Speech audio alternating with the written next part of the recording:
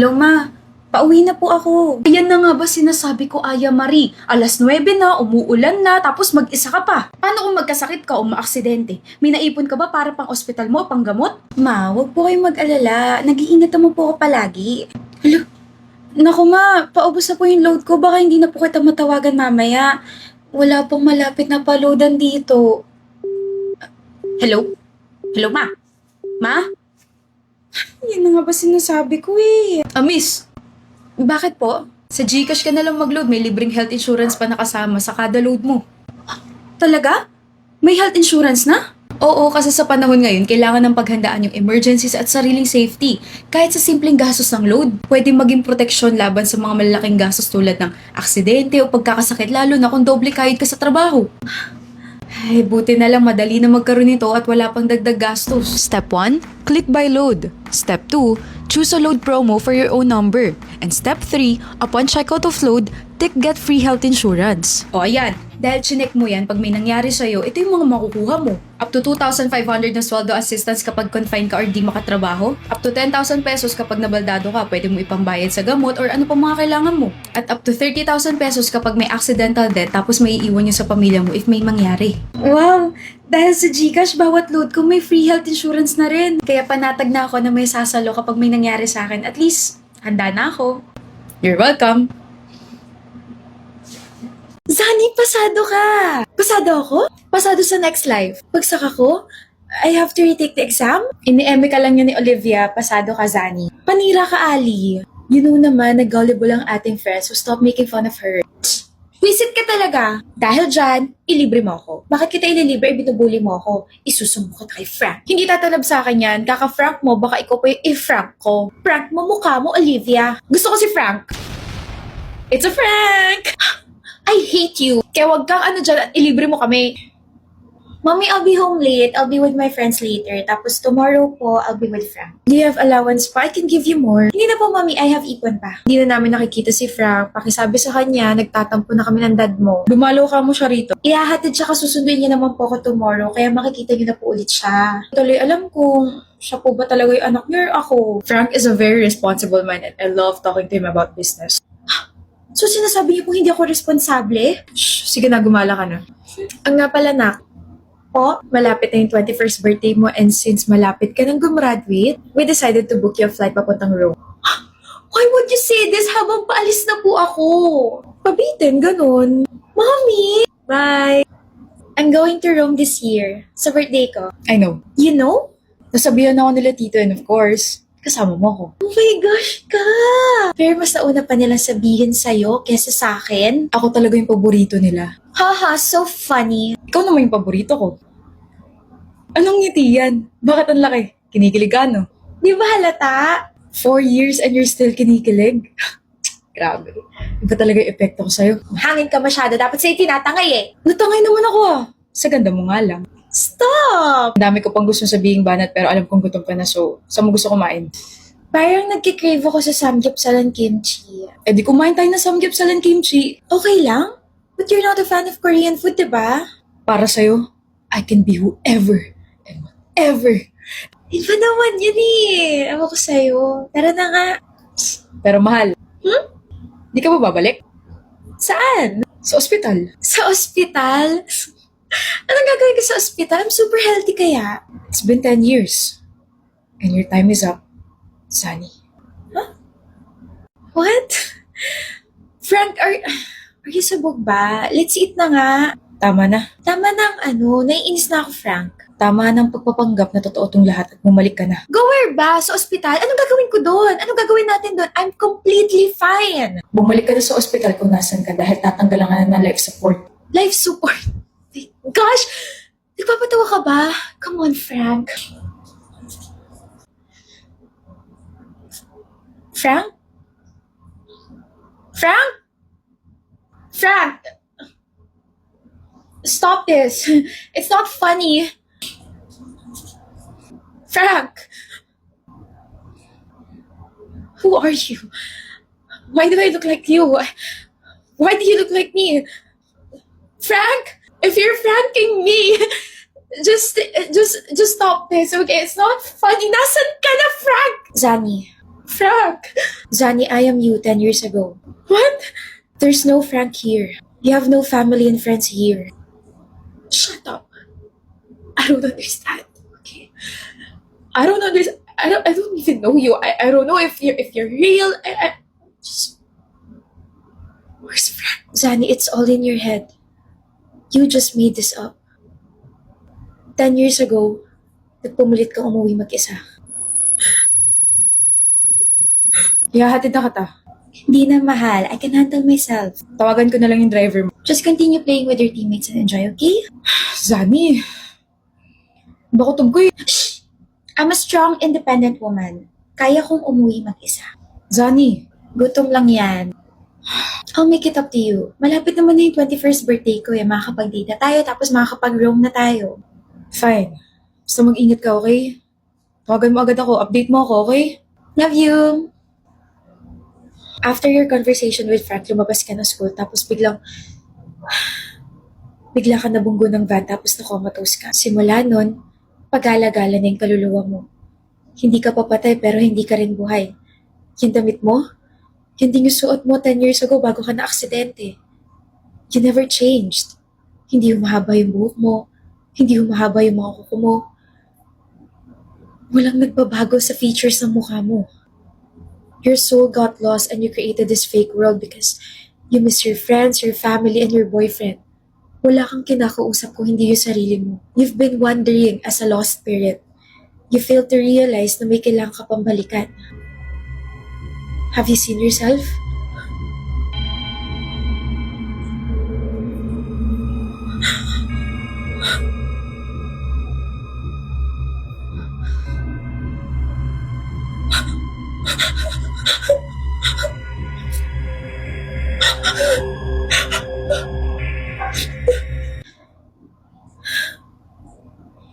That is the real you.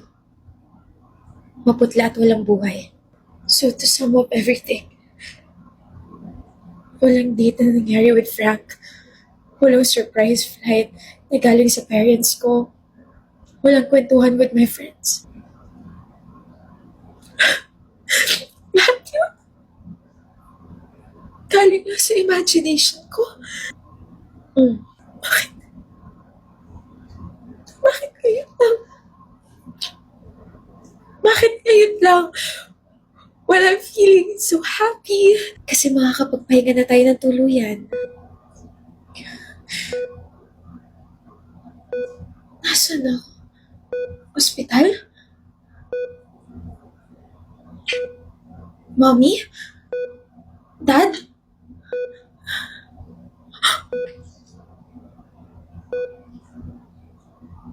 Ako ba yan? 10 taon na simula nung nabangga siya ng van. 10 taon na rin siya hindi nagkikising. Pakiramdam ko, hirap na yung anak natin. Nahihirapan na rin tayo, mahal. Dapat nung sinabi ng brain dead na siya, dapat pinakawalan na natin siya nun. Tayo na lang din yung naniniwalang magigising pa siya. Yung boyfriend niyang si Frank, napagod din sa kanya tapos kayo may fiancé na siya. Si Olivia, yung kaibigan ng anak natin. Tapos yung ibang mga kaibigan niya, they already moved on. Yung mga relatives natin, okay na sila. Tapos tayo. Nangangarap pa rin tayo magising siya. Baka pwede na natin siyang pakawalan. Nilaban naman natin, di ba? Hindi naman natin siya pinabayaan. No! No! Nandito ako. I'm right here, Mommy. I'm right here, Dad. I'm sorry, anak. We're very sorry. We know you'll be in good place. No. Nandito pa ako. I'm still here, Mommy. Dad.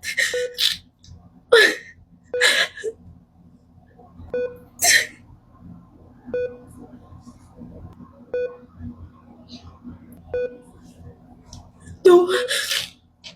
No. I'm still here. I'm still here. No! Weird.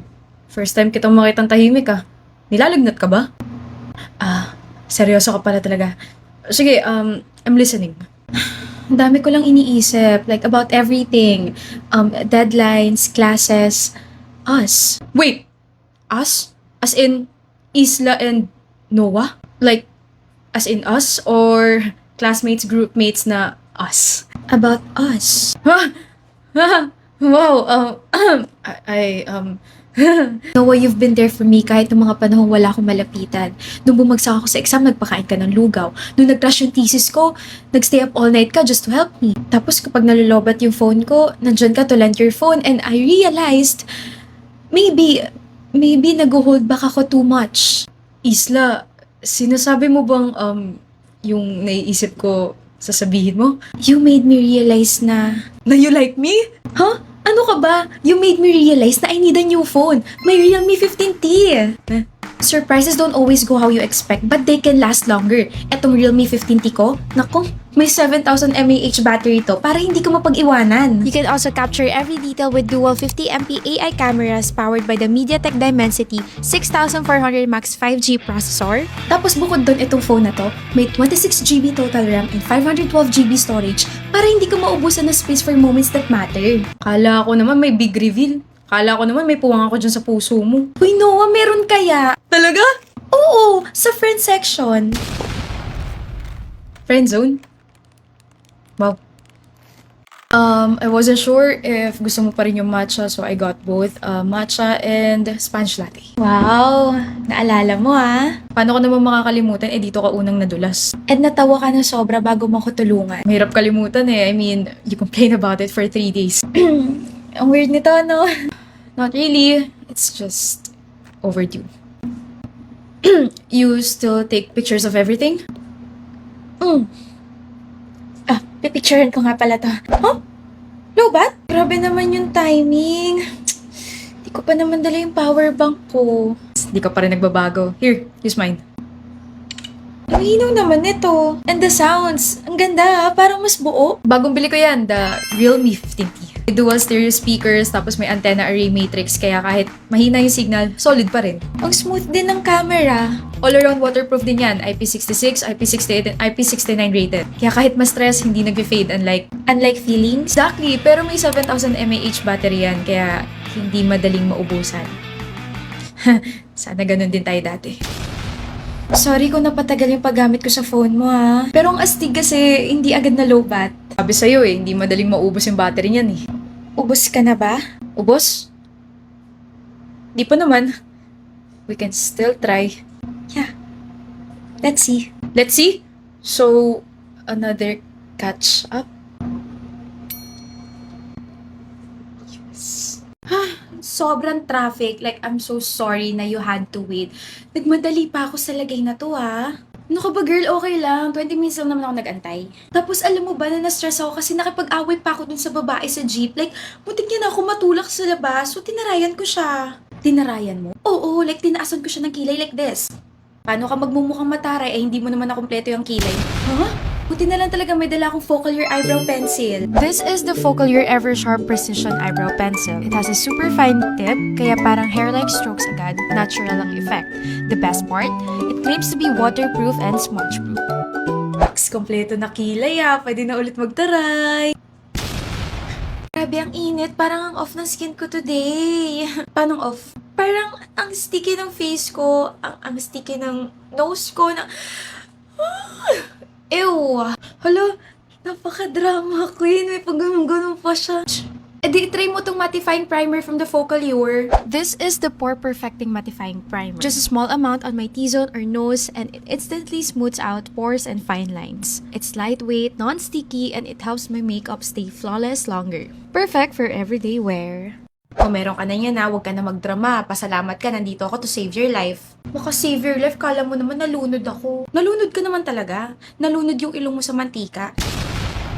Grabe, finally, ang hirap mong ibuka, laging busy. Ikaw kaya tong laging OT queen, ako pa sinisi mo. Guilty, pero kasi kailangan natin kumayod. Dami ko pa nga kailangan gawin yan. Daming work, daming deadlines, errands pa. Halatangan puyat ka palagi eh. Hindi naman ako na-inform na iBugs pala yung topic ng catch-up natin, pero Halata na ba? Nakakaloka naman kasi simula nung nagtrabaho ko, parang kada isang puyat, isang dekada na yung stress na dadagdag sa buhay ko. Eh di gamitan mo ng Dazzle Me Serum Concealer. This is the Dazzle Me Serum Concealer, the first ever dual applicator. Doe foot applicator for spotting,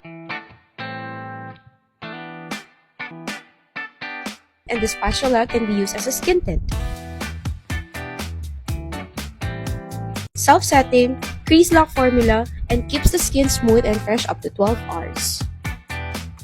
Kahit medium coverage, lightweight lang to, Leia. Naks, pagdating talaga sa mga makeup and skincare, I can count on you. Sige na, umorder ka na ng drinks, libre mo ako. May kapalit? Wala nang libre sa mundo ngayon. Pero nagpapalibre. Exception tawag sa akin. Girl, OMG, I think nahack ka. Nahack? Oo, pero don't worry, I know someone who can fix that. Hindi Eh bakit iba yung profile bio at saka name mo sa TikTok? Kala ko naman kung ano. Hindi ako na-hack. Kasi alam mo naman na I love coffee. As in, hindi lang panggising sa akin to. Parang comfort ko na rin siya. Kaya naisip ko, bakit hindi ko i-share tong love na to para makatulong din sa totoong heroes behind every cup? Uy, grabe, relatable. Bakit? Ano meron sa farmers? Alam mo ba na most of our coffee farmers are already in their late 50s? As in, sila yung legit na OG sa kape. Decades na sa grind. Pero, konti na lang yung mga kabataang pumapasok. Kaya, if wala na susunod, sino na yung magpapatuloy sa coffee culture natin? Oh, so hindi pala hack. Movement pala. Pero wait, paano sila tumutulong? Nescafe has been helping our coffee farmers for years with Nescafe Plan, kaya I'm teaming up with them to raise awareness about this movement. Shucks, nakakatawa! Pero may kilala ka na ba na part ng movement na yan? Yes, si Vanessa Tejano from Bukidnon. Coffee farming runs in her blood. Anak siya na farmer and now she's studying agricultural technology. Part siya ng bangon henerasyon ng coffee farming and with the help of Nescafe plant support, she's even doing fertilizer research. Ang cool, no? Ay, farming na with innovation pa. I bet ko yan, Gen Z farmer na may pagka-scientist vibes. Parang agri-tech icon in the making. Exactly. Kaya nga starting today, I'll be sharing more about Vanessa's journey dito sa page para makita nyo rin how she's turning her passion into purpose. And later, magla-live tayo with her para naman marinig yung kwento straight from her mismo. Love it! Pero wait, ibig sabihin ba niyan, every time na umiinom ako ng kape, may ambag ako sa movement na to? Yes, yun yung maganda. Small acts like enjoying your cup can ripple into big chain. Isipin mo yan, hindi lang sarili natin ang ginigising natin, pero pwedeng gisingin ng mundo ng next generation ng Filipino coffee farmers, ang ating bangon henerasyon. Cheers! So nice!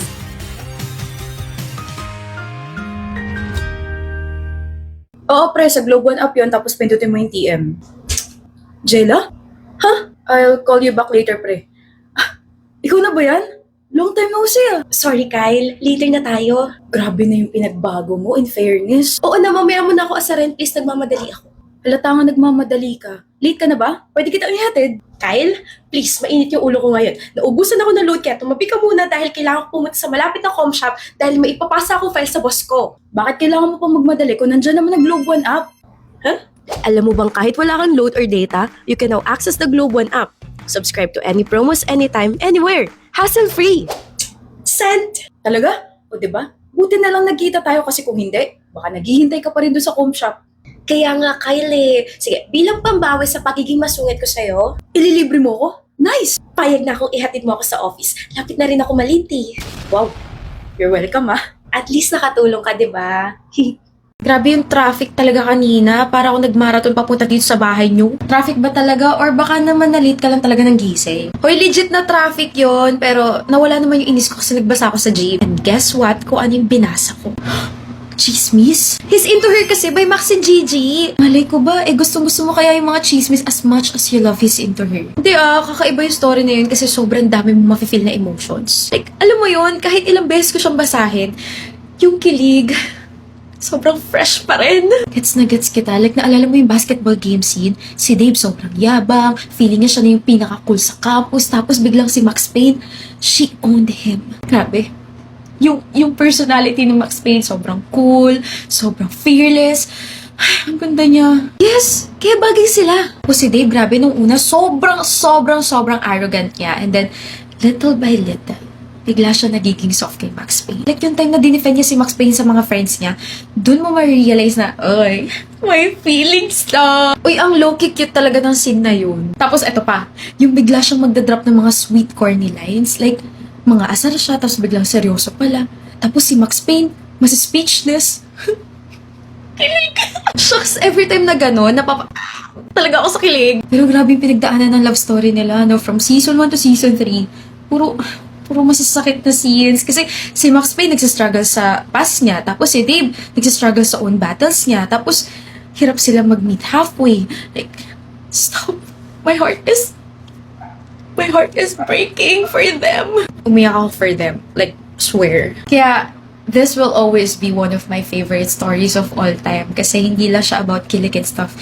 The emotions, the characters, yung mga pinakita nila, it was all real to me. Nakita natin paano mag-open up si Max Payne. Tapos, from mayabang si Dave, naging, someone na soft-hearted and willing ipaglaban si Max Payne. Oh, I miss that story! Mahirap sila kalimutan. From tawa to kilig, they will always be the blueprint. Ay, multo! Over naman sa multo. Puyat lang. Baka need mo kasi ng kape. Wala talaga nag-work kapag wala pa nga akong kape. Puro pre-coffee tas lang yung pumapasok. O sige, Spill. Ano na naman yung mga what-ifs mo tungkol sa kape? Okay, so what if isang araw, kwento na lang yung coffee sa future generations? What if dumating yung time na 1 cup per day lang yung allowed? Uy, wag naman. O nga, 2 cups pa lang before lunch pa lang eh. Tapos isipin mo pa, what if maging sobrang mahal ng kape? Parang per gram na yung binibili. Parang ginto. Goodbye allowance. Goodbye sweldo. International Coffee Month na this October. Pero alam mo, kaya ako napapaisip kasi recently, nag-join ako with Vanessa Tejano sa Bangon Generation Takeover with Nescafe. Siya yung anak ni Andesa Tejano, isang Nescafe Coffee Ambassador at coffee farmer mismo. Dahil dito, dali niya yung pangarap na ipagpatuloy yung Bangon Generation ng coffee farming.